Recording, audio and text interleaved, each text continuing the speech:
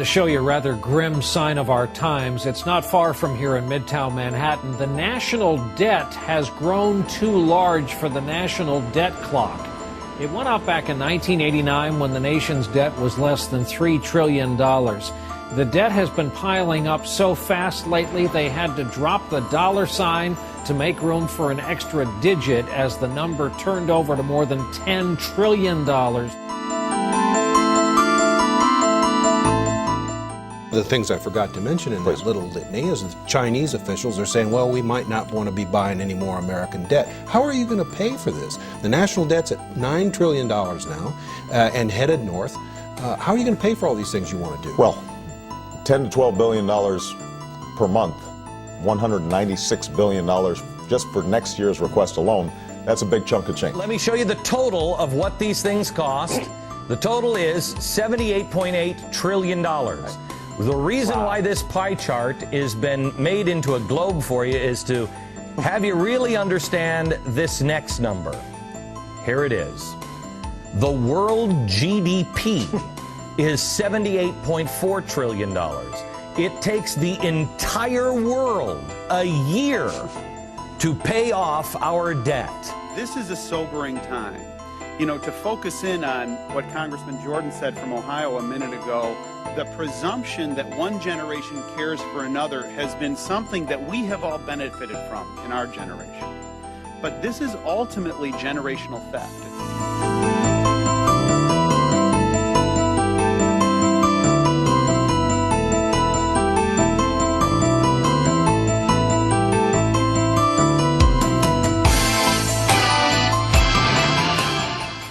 This nation rests chiefly in trade. Trade depends, among other things, on the willingness of other nations to lend us money. And how would you propose to establish international credit?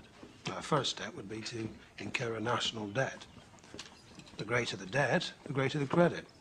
And to that end, I have recommended to the President that Congress adopt all the debts incurred by the individual states during the war through a national bank. The idea being that if the states owe Congress money, then other nations will feel more inclined to lend it to us. If the states are indebted to a central authority, it increases the power of the central government. You have it exactly.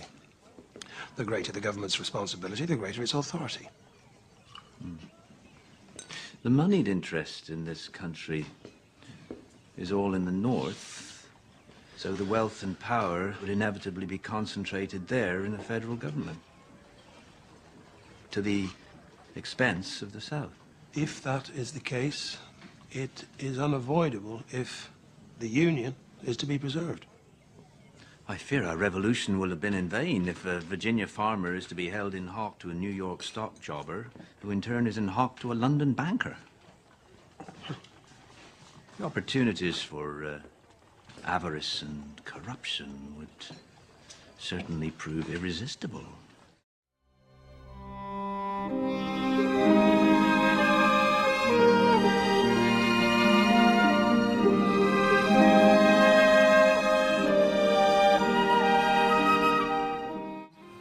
I am increasingly persuaded that the earth belongs exclusively to the living, and that one generation has no more right to bind another to its laws and judgments than one independent nation has the right to command another.